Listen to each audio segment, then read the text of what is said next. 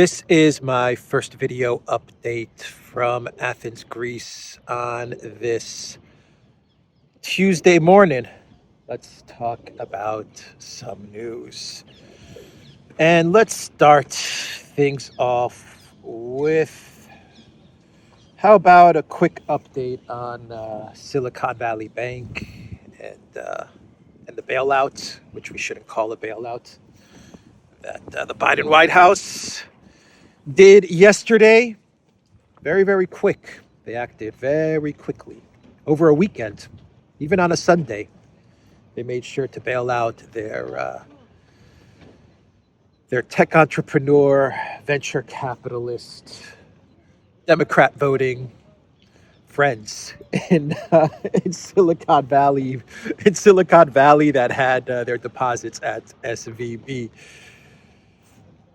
They acted very quickly. They didn't act so quickly with East Palestine, did they? There, it took them about 3-4 weeks to even acknowledge what was going on. To be fair, it took them 2 weeks to acknowledge what was going on. But with SVB and the tech entrepreneurs, boy, were they fast. There are analysts that are saying that the venture capitalists and all of these tech guys, they amplified the fears of a bank run in order to get the Biden White House to act quickly and to get their money back to them. There are those rumors. Here's a tweet from Chris Hayes. This is MSNBC, Chris Hayes. These billionaire VCs started a bank run on their own bank and then immediately pivoted to screaming for a government backstop. Incredible stuff. It's Chris Hayes. That's okay. Well, what can you say when you have an MSNBC host saying that about this bailout that isn't called a bailout? So that's the latest with SVB Bank. We have a bunch of lawsuits that are being prepared as well, and trading was halted yesterday for some 20 or something small to medium-sized regional banks as well, and even Charles Schwab actually halted their trading for a bit because it was down by like 20%. But the big banks, they look like they're okay.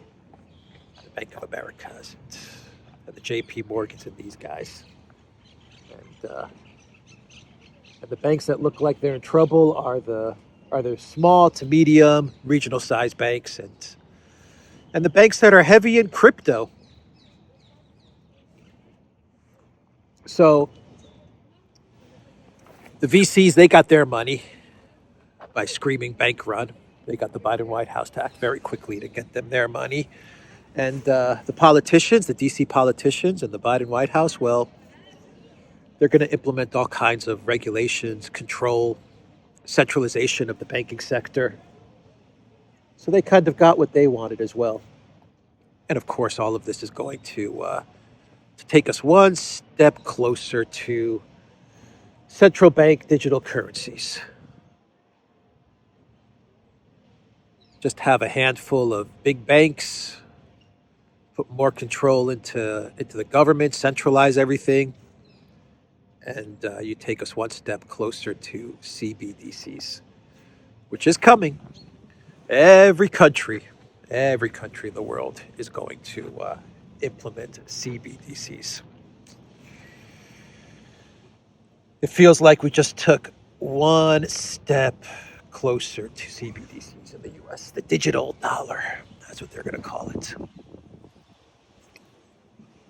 Digital dollar, right? What do they call it in the UK? Britcoin?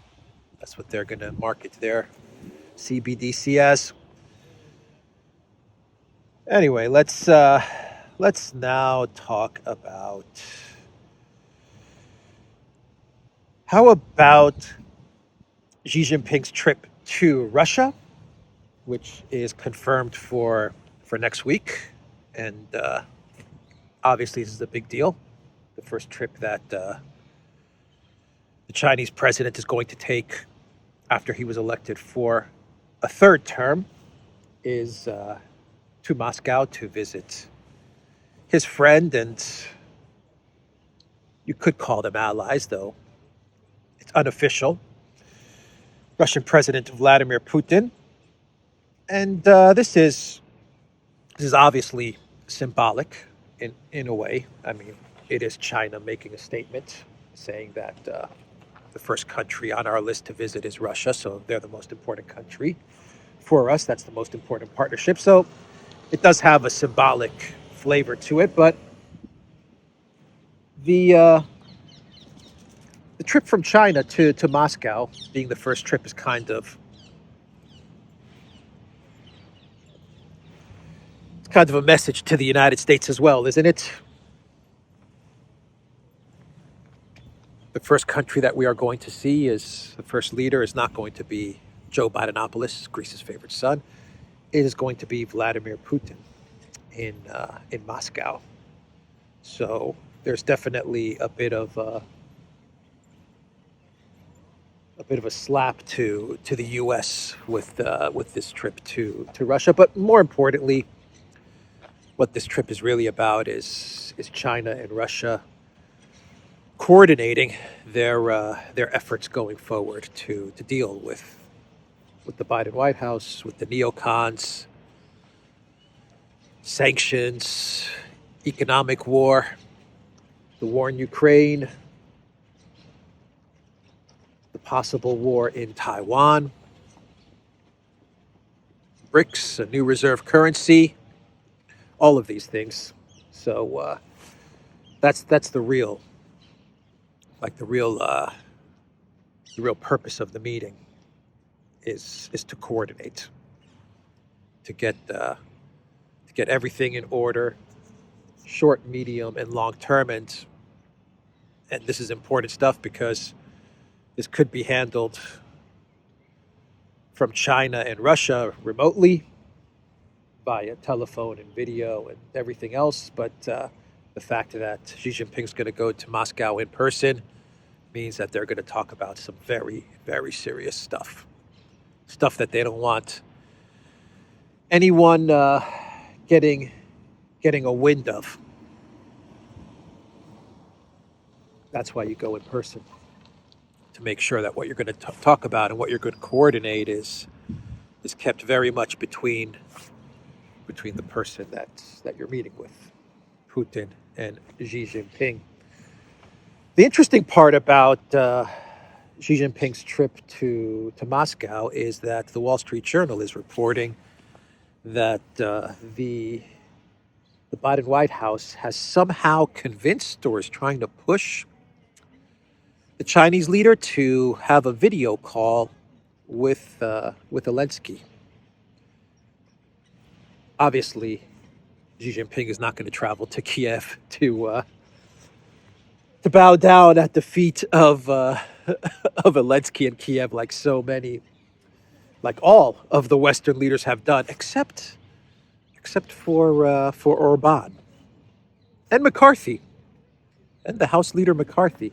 Every other Western leader has pretty much traveled to Kiev and has bowed down at the feet of the avatar for globalism, for neoliberal globalism that is represented in Zelensky. But Xi Jinping is obviously not going to meet Zelensky in person. He's not going to go to Kiev. But China has this 12-point, 10-point, 12-point peace plan that they floated out a couple of weeks ago. So you could say that could be the basis of the talks. Perhaps China is looking to further advance their peace proposal, which was really more of a peace roadmap rather than a concrete proposal. But the United States is definitely pushing for this meeting between Zelensky and Xi Jinping. Obviously, Zelensky doesn't do anything unless the United States gives him the order to do it or directs him to do something.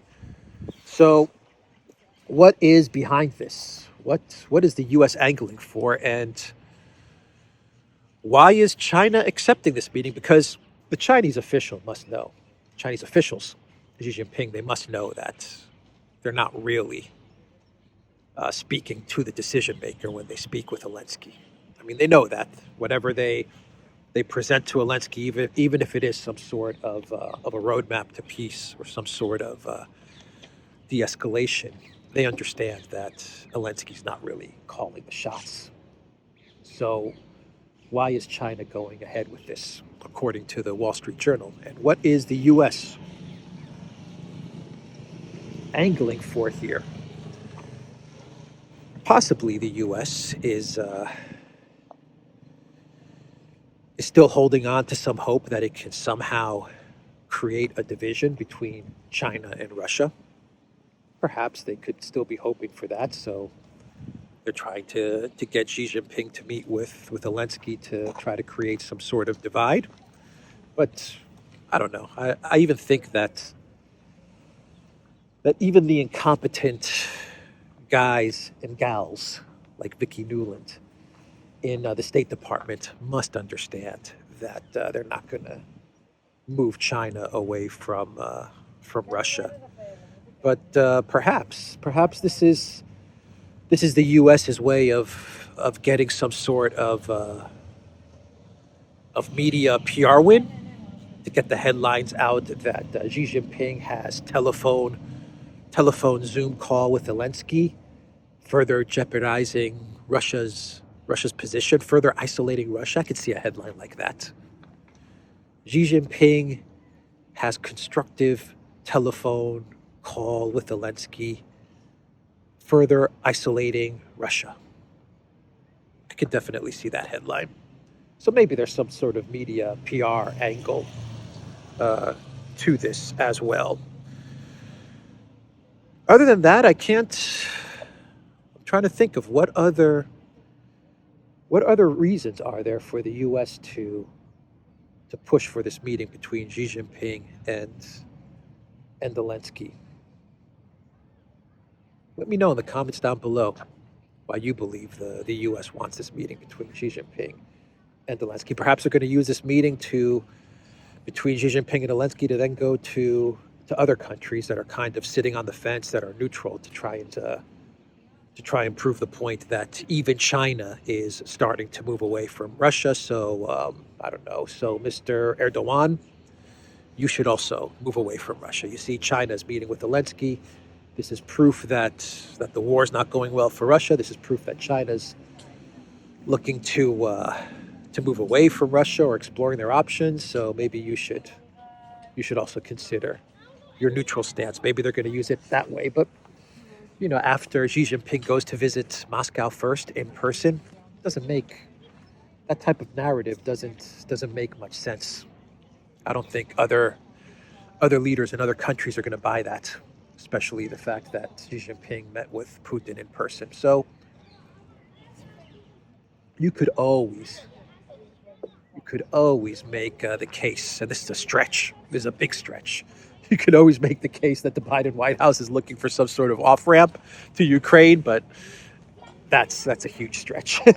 I doubt that they would look to China to provide that off-ramp, but who knows? Anyway, I'm leaning towards some sort of media PR spin or something like that, where they make the case that Russia is isolated, and in their minds, they probably are still holding on to hope that they can push China away from Russia. Maybe they think that Zelensky is such a charmer that he'll be able to convince Xi Jinping to ditch Russia. And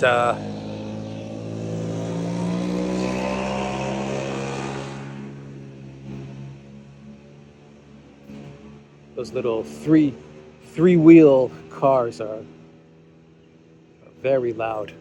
Maybe they think that Zelensky can find a way to, with his charm, to peel China away from Russia, and then to convince China not to supply, allegedly, to not supply weapons to Ukraine or something like that.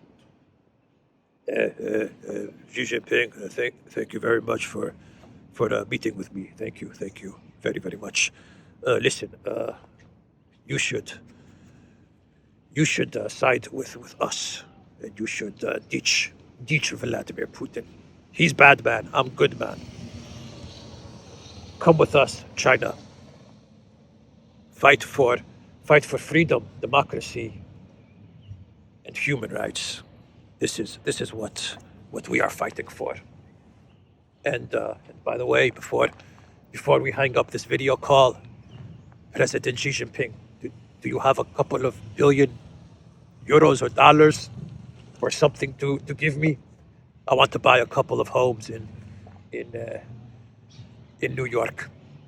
Or Beijing too. Beijing, good. I'll buy some homes in Beijing as well. Do you have a couple of billion to throw my way?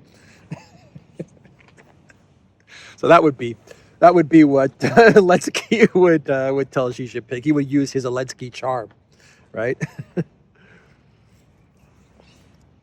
I don't know. I don't have the answer to why this meeting is going to take place. I really don't. So I'm very interested to read your comments down below why you think China is going to take this video call to Zelensky. Of course, the Chinese, they are always looking for the diplomatic angle. They like to work the diplomacy angle, and I imagine that the Chinese are probably saying to themselves that if they can figure out a way to get some sort of diplomatic resolution, or maybe buy time with the U.S. so that the U.S. calms down in its ramp up towards a war in Taiwan against China, I guess they see that as a win. That's a plus. I guess they're holding out hope that they could avoid a smash with the U.S. There were reports. I think this was Reuters. They did report that the Biden White House also wants to speak with Xi Jinping after all of these meetings. They want to speak with Xi Jinping to try and find a way to cool things down. So maybe this is maybe the grand plan of the U.S. State Department is rapprochement with China, mend fences with China, calm down the rhetoric, and then work to move China away from Russia. Maybe they've decided that we're not going to take on China, and the best plan moving forward is to destroy Russia. And in order to destroy Russia, we have to engage in dialogue with China, try to win them over, and then all of us can focus on taking out the Putin regime. I don't know. I'm spitballing stuff here, but who knows? Let's human rights. Human rights. Zelensky talking about human rights. I was just thinking about that because Zelensky right now is he's going after the Ukraine Orthodox Church. He is expelling monks, priests and monks at the Bechka Lavra. I think I'm pronouncing that correctly, which is a very holy site. This dates back to, I believe, the 11th century. The Bechsk Lavra. And I believe Bechsk means cave in Russian, if I'm not mistaken. Doesn't it? Or Bechka. Anyway, this is, let me know, Russian speakers, if that's what Bechsk means, cave. These are the cave monasteries in Ukraine, I believe just outside of Kiev. And Elensky is looking to expel the monks from the canonical recognized Ukraine Orthodox Church. And the monks said that they're not going to leave. They're going to stay there, even if it means they have to lose their life. Ukrainian President Zelensky has endorsed the order to expel monks of the canonical Orthodox Church from the Kiev-Pечерsk Lavra, insinuating they were agents of Russia. Moscow has called on all Christian churches, as well as the UN and other international organizations, to respond to the outrageous decision. This week, there is also a move to strengthen our spiritual independence, Elensky said in a weekly address to the nation on Sunday evening. We will not allow the terrorist state any opportunity to manipulate the spirituality of our people, to destroy our holy sites, our lavras, or to steal valuables from them. Once again, more projection from Elensky. Like the monks that have been there for hundreds and hundreds of years, they're going to be the ones that steal valuables. Give me a break. Elensky wants to get in there to steal valuables. UNESCO heritage sites, I believe. He wants to kick the monks out. He wants to pillage the place, and I guess he wants to turn over the church to this monastery, this religious site to these heretics. These heretics at this fake Orthodox Church of Ukraine. Fake church, Orthodox Church of Ukraine, OCU. And he's using the excuse that because the Ukraine Orthodox Church has connections to the Patriarchy, the Russian Orthodox Church, he says that they're spies of Russia, which is ridiculous. Anyway, I just thought I would bring that up because I mentioned Elensky's conversation with Xi Jinping, and Elensky always likes to bring up human rights, democracy. Really nice human rights and democracy and EU values, Western values, right? Let's kick out monks from their monastery that they've been at for hundreds and hundreds of years. Real nice human rights there.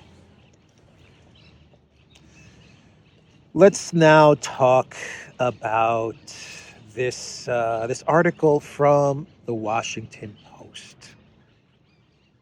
It's an interesting article. A lot of people are talking about this very long article from the WaPo. It has the title, Ukraine short of skilled troops and munitions as losses, pessimism grows. That's from the Washington Post. It's a huge article. I'll put a link to the archived version down below. But let me read you some passages that I found interesting from this article. Let me read you the first three paragraphs. Dnipropetrovsk region, Ukraine. The quality of Ukraine's military force, once considered of substantial advantage over Russia, has been degraded by a year of casualties that have taken many of the most experienced fighters off the battlefield, leading some Ukrainian officials to question Kiev's readiness to mount a much-anticipated spring offensive. U.S. and European officials have estimated that as many as 120,000 Ukrainian soldiers have been killed or wounded since the start of Russia's invasion early last year, compared with about 200,000 of the Russian side, which has a much larger military and roughly triple the population from which to draw conscripts. Ukraine keeps its running casualty number secret, even from its staunchest Western supporters. Statistics aside, an influx of inexperienced draftees brought in to plug the losses has changed the profile of the Ukrainian force, which is also suffering from basic shortages of ammunition, including artillery shells and mortar bombs, according to military personnel in the field. So it's really interesting right off the bat that they talk about how the Ukraine military has been substantially degraded, right? They've suffered heavy losses, demilitarized. They admit that. They then go on to say that the Ukraine military has suffered 120,000 soldiers killed or wounded, even though Ukraine keeps its numbers secret. Okay. But Russia's suffered 200,000. Where are they getting this number from? Who knows? Who cares? 200,000. That's what we're going to go with. Even after they admit that Ukraine's military has been wiped out, degraded, wiped out, and in the next paragraph, they admit that Ukraine is suffering from low ammo and artillery and all of these things. They don't have weapons anymore. Russia has a weapons advantage. They have an artillery advantage. They have an ammunition advantage. This is accepted by everybody, west, east, north, south. There's no one that will claim that Ukraine has a weapons, ammo, artillery advantage. Some people place it at 8-1. Other people place it at 10-1, 12-1, whatever it is. I've heard 8 to 12. That's the range that I've heard. Let's say 8. So how is it that Russia has an 8-to-1 advantage on weapons, ammunition, artillery, everything, but they've suffered almost twice as many casualties? And how come this article doesn't say that the Russian Ministry of Defense has actually given a number of casualties? The Russian Ministry of Defense, they have put the number at 16,000. How come they don't mention that? They could say, we believe Russia has suffered 200,000 casualties, according to the U.S. State Department's sources. They say Russia has suffered 200,000 casualties. They could write in the next sentence, the Russian Ministry of Defense has claimed that they have suffered 16,000 casualties, as the BBC has also said, as I believe the Kiev Post also said, 16,000, but they're going to go with 200,000. Anyway, further down in the article, it says that such grim assessments with regards to all the pessimism that's growing, the Ukraine casualties, the lack of ammunition, the fighting in Bakhmut that's going very, very bad. The Washington Post says such grim assessments have spread a palpable, if mostly unspoken pessimism from the front lines to the corridors of power in Kiev, the capital. An inability by Ukraine to execute a much-hyped counteroffensive would fuel new criticism that the United States and its European allies waited too long until the force had already deteriorated to deepen training programs and provide armored fighting vehicles, including Bradleys and Leopard battle tanks. The counteroffensive, the spring counteroffensive. The doubts are growing that perhaps this is not going to work out too well. The article then says the situation from Russia may be worse. Of course, it has to be worse. You have to talk about the situation in Russia being worse. You can't, the collective West mainstream media, they can't admit that things are going bad for Ukraine without saying that things are going much worse for Russia. They'll give us the trickle truth. This article is full of a lot of trickle truth. You know, they're giving us a little bit of truth here and there. It's coming out a little bit more. With each article, you're getting a little bit more truth. It's trickling out. But you always have to counter it with, well, Russia's losing more. Russia's in worse shape. Ukraine's bad, pessimism's bad, but Russia is worse. You have to always put that in there, that caveat, even though they don't cite any sources or how they came to these conclusions. They just say anonymous U.S. officials told us this. Anyway, and the situation for Russia may be worse. During a NATO meeting last month, UK Defense Minister Ben Wallace said that 97% of Russia's army was already deployed in Ukraine and that Moscow was suffering First World War levels of attrition. Once again, where? How do you get to this number of 97%? They pulled out a statement from Ben Wallace. They cited a statement from Ben Wallace that he pulled out straight from his you-know-what to come up with this number. And, you know, I'll say this. If the Russian army is 97% committed in Ukraine, then for the life of me, I don't know why NATO doesn't invade Russia. Russia proper. Are you kidding me? You only have to fight 3% of the military? 3% of the army? 3% of the army, that's all that's left? Go in there. Invade right away. Where are the troops in Poland, in the U.S., in the Baltic nations, in Romania, Greece? Where are the Greek troops? Move into Russia. You got 97% of the Russian military bogged down in Ukraine. What are you guys doing, NATO? This is your chance. I mean, it doesn't make any sense, man. It doesn't, you know. Or the Baltic nations are screaming about Russia's going to invade Ukraine. How are they to invade the Baltic nations, Estonia, Latvia? How are they going to invade Estonia and Latvia when 97% of their troops are bogged down in Ukraine? What are you guys worried about? I've never understood that. But this is where they're getting their numbers. Ben Wallace. This is where they're getting their information. From Ben Wallace. Let's see. Further down in the article, the Washington Post, they introduce us to Colonel General Alexander Syrsky. And I think that's one of the main reasons for this article. One of the main reasons that the Washington Post is putting together this article, I believe, is to continue to introduce the collective West to Commander Syrsky. Forget about Zelensky. Elensky is now working with Syrsky. Syrsky is the guy. He's the guy that's going to deliver the spring counteroffensive. He's the military mastermind. We're seeing Zelensky being replaced by Syrsky. And that's one of the goals of this article. Ukrainian President Zelensky has described 2023 as the year of victory for Ukraine. His military intelligence chief, Kirill Budanov, I've said he's the Arestovich, the new Arestovich of the Zelensky regime. Kirill Budanov touted the possibility of Ukrainians vacationing this summer in Crimea, the peninsula Russia annexed illegally from Ukraine 9 years ago. You say annexed, I say ascended. Anyway, our president inspires us to win. Let's welcome Colonel General Alexander Syrsky. Let's welcome him into the narrative. We have a new actor, everybody, a new player in this play. His name is Alexander Syrsky. I've been talking about him for the past couple of days. Well, here's the Washington Post introducing Syrsky to everybody. Ukraine's ground forces commander, Alexander Syrsky, Ukraine's ground forces commander, said in an interview with the Washington Post, generally, we all think the same, and we understand that for us, it is, of course, necessary to win by the end of the year. And it is real. It is real if we are given all the help which we have been promised by our partners on the front lines. However, the mood is dark. And the final paragraph of the final couple of paragraphs of this article, they talk about the spring counteroffensive. And these are the plans that the neocons and the U.S. State Department, the Brussels officials, these are the plans that they're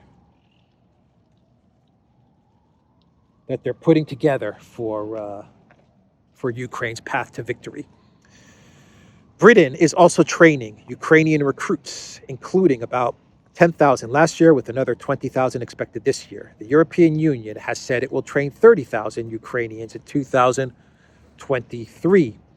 Ukraine has been holding back soldiers for a spring offensive and training them as part of a newly assembled assault brigades. Kiev is also organizing battalions around the new fighting vehicles and tanks that Western nations are providing. Syrsky said he is focused on holding the line against Russian attacks while his deputies prepare soldiers for the next offensive. We need to buy time to prepare reserves, Syrsky said, referring to the Ukrainian soldiers training abroad with Western weapons. We know that we have to withstand the attack to prepare the reserves that will take part in future actions properly. Some people defend, others prepare. U.S. officials said they expect Ukraine's offensive to start in late April or early May, and they are acutely aware of the urgency of supplying Kiev because a drawn-out war could favor Russia, which has more people, money, and weapons manufacturing. Russia has more people, more money, and more weapons manufacturing. That's what the Washington Post just said. That is what they just said. But Russia is doing worse. They're losing more troops, and they're running out of weapons. Which one do you believe? So look, the plan is what we've been saying now for the past couple of weeks now.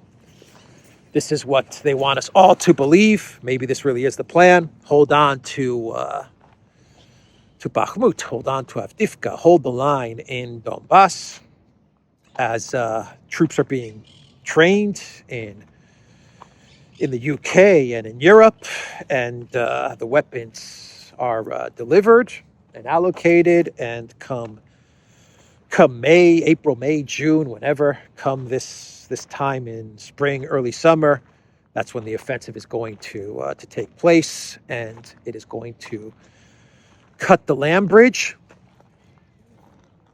in Crimea, and that'll be it.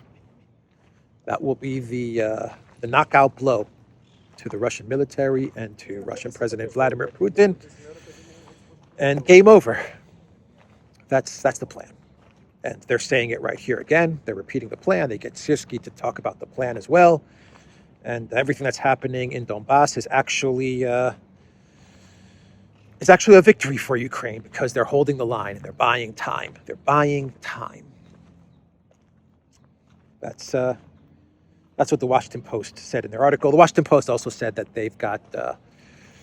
that they have anonymous sources in the Pentagon, the State Department, who also claim that that Bakhmut is of zero strategic importance, and Ukraine is they're just holding the line there. They're buying time, and even if Russia manages to take Bakhmut or anything else in the Donbass for that matter, it's not going to really amount to any type of change in the conflict in Ukraine. It's not going to really make a difference.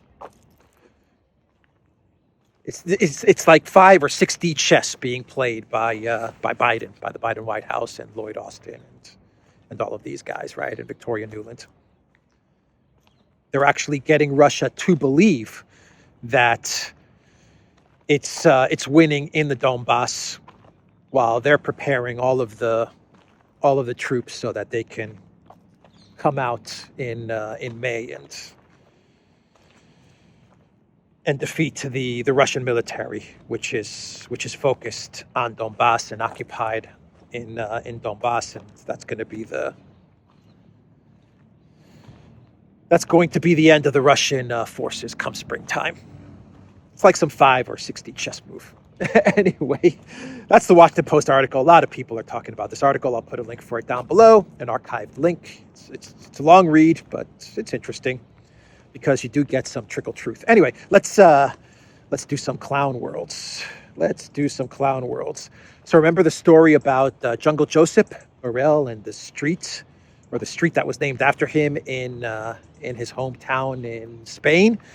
They had a referendum, and the vote of the referendum said that they are going to remove his name from the town, from the street signs in the town. So Jungle Joseph, you have had your name removed from your native town in Spain. Good job there. So that's a piece of good news from Jungle Joseph. And I've got a tweet here, and this is coming from a German deputy of the Bundestag, Roderick Kiesewetter. I can't confirm this. I don't know if this is accurate. This could be BS, but maybe it's correct. Let me know in the comments down below. People watching in Germany, if this Bundestag deputy really did say this. But according to this tweet, this Bundestag deputy said it is possible the Nord Stream pipelines were accidentally blown up by fishermen using explosives, and it shouldn't distract from the effort to ensure Ukraine wins. Okay, fishermen. Yeah, all right. So that's, yeah, I'll just leave that one there. I don't have a comment. It's getting more and more ridiculous. The Nord Stream stories, they're getting more and more ridiculous. And how about the final clown world being the Oscars, where you had Navalny, the Navalny documentary, which I believe CNN actually produced or was one of the producers of this documentary. They won the best documentary picture at the Oscars. And Navalny's wife gave a speech, and in her speech, she said that she can't wait for Navalny to be free and for Russia to be free. Can't make this stuff up. And this has to do with Navalny's poisoning at an airport. I believe it was an airport in Omsk. He was poisoned, kind of like the Skripals, I guess. And they blame it on Putin because Putin's the worst poisoner in the entire world. I mean, there is not a worse poisoner than the Russian government. Everyone they poison somehow lives. And they make it to the West to talk about it. It's the worst poisoner in the world is Putin. The worst. He's the worst. If you're going to get poisoned by somebody, just pray that Putin's the one doing the poisoning, because you're going to be okay. And then you'll be able to get a documentary and make a lot of money. But yeah, that was his wife's speech. She can't wait for Russia to be free. Real good. And Navalny, I believe he is still in prison for corruption and stuff like that. Allegedly, he stole a whole bunch of money, and he broke the terms of his parole as well. And anyway, he broke the law, plain and simple. The guy broke the law. Who poisoned Navalny? Probably some mafia guys. That would be my guess. I don't know, but I would say it's all the mafia people and all the shady people he's involved with, or perhaps it was the very people that he's in bed with, the three-letter agencies that poisoned him to make a story out of it. Who knows? Who knows? But if it was Putin, then Putin is just a bad poisoner, man. A really bad poisoner, the worst. And he went to Germany. I remember that. He flew to Germany to get treatment in Germany. Can't make this stuff up. Germany, huh? Why is Germany always somewhere in all of these intrigues? It's either Germany or the UK. Whenever you have these intrigues against Russia, you can always find Germany or the UK somewhere there. That's where Navalny went to get treatment for his poisoning. Not Russia, he flew to Germany. They flew him to Germany. Anyway, that's the video, everybody. TheDuran.locals.com. We are on Rumble, Rockfin, Telegram, ODYSEE, and BitChute.